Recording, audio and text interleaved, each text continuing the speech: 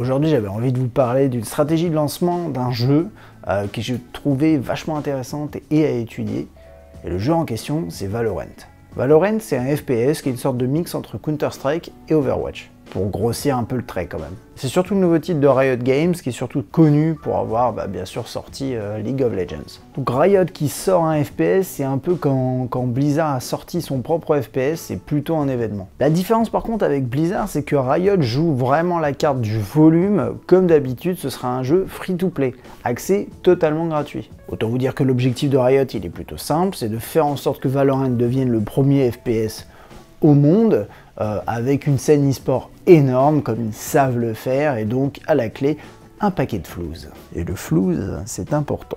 Alors comment on fait quand on s'appelle Riot Games et qu'on essaye de valoriser la sortie de son nouveau titre sur lequel on a bossé pendant des mois et des mois et des mois? Eh ben on met en place une stratégie qui avait déjà été testée avec d'autres titres, mais qui ici marche très bien parce que c'est un jeu qui avait de base aussi une hype, une attente qui était considérable. Donc concrètement, le principe il est simple. Le jeu bien sûr il est gratuit, mais sauf qu'il n'est pas encore disponible. Il sera disponible réellement qu'à l'été 2020. Actuellement, il est donc en bêta fermée. Quand je dis actuellement, on est en avril 2020, on est confiné là. Pour obtenir une clé de bêta fermée, la seule solution, c'est de regarder des parties de Valorant sur Twitch. Riot a donc distribué des clés bêta de son jeu aux streamers les plus connus sur Twitch. Et ces streamers peuvent signaler à leurs viewers qu'il y a les drops qui sont activés sur leur stream.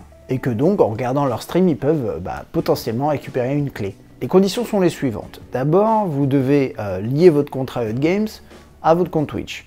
Ensuite, vous devez regarder environ 2 heures de gameplay sur des streams où les drops sont activés. Apparemment, ceux qui regardent plus ont plus de chance, mais ça, c'est pas forcément confirmé, visiblement. Ça fait qu'ensuite, vous allez participer de manière transparente à un tirage au sort. Ça fonctionne que sur un stream à la fois, ça sert à rien d'ouvrir 150 onglets Twitch pour maximiser les chances d'obtenir une clé. Ça permet à Riot de faire grandir petit à petit son pool de joueurs en bêta, parce que d'un coup, ce serait beaucoup trop, déjà, tout en maximisant la visibilité de son jeu auprès de streamers qui sont tous extrêmement populaires pour la plupart. Et bordel, ça semble marcher. Ces derniers jours, Valorant est systématiquement numéro 1 des jeux les plus regardés sur Twitch, avec en général 1 million de viewers en simultané.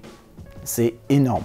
Alors vous allez me dire, bien sûr, la plupart des viewers sont là pour obtenir une clé pour jouer au jeu, mais bon, au passage, ils regardent peut-être le stream, ils découvrent un petit peu plus le jeu, et ça permet à des streamers d'augmenter leur audience, donc c'est vraiment gagnant-gagnant. Alors typiquement, un gros streamer comme Summit1G, normalement il tourne à environ 50 000 viewers en simultané, ce qui est déjà énorme, hein. C'est un des plus gros, si ce n'est le plus gros de Twitch. Là en ce moment, avec la bêta de Valorant, il tourne plutôt à 100 000 viewers en simultané. Là hier soir, il tournait à 150 000, enfin c'est juste énorme. Les streamers spécialisés CSGO s'y mettent à fond, et de la même façon, les streamers spécialisés Overwatch s'y mettent. Alors les autres également, mais surtout ces deux cibles particulièrement. Alors il y a une raison simple, bien sûr, au-delà du fait que le jeu utilise des mécaniques qui sont simples et familières, que ce soit lié à Counter-Strike ou lié à Overwatch, derrière c'est quand même une énorme cash machine.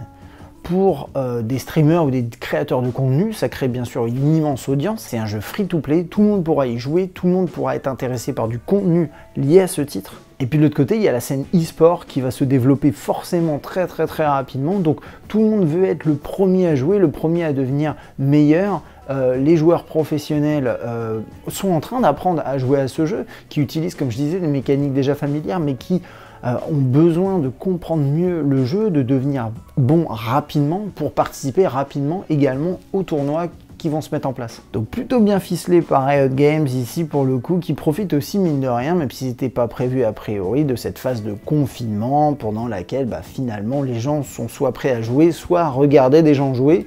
Donc au final, ça crée un gros truc qui marche bien. Bon allez, sur ce, portez-vous bien, moi je vais aller lurker sur le stream d'Alpha, il me faut une clé, bordel. Allez, ciao.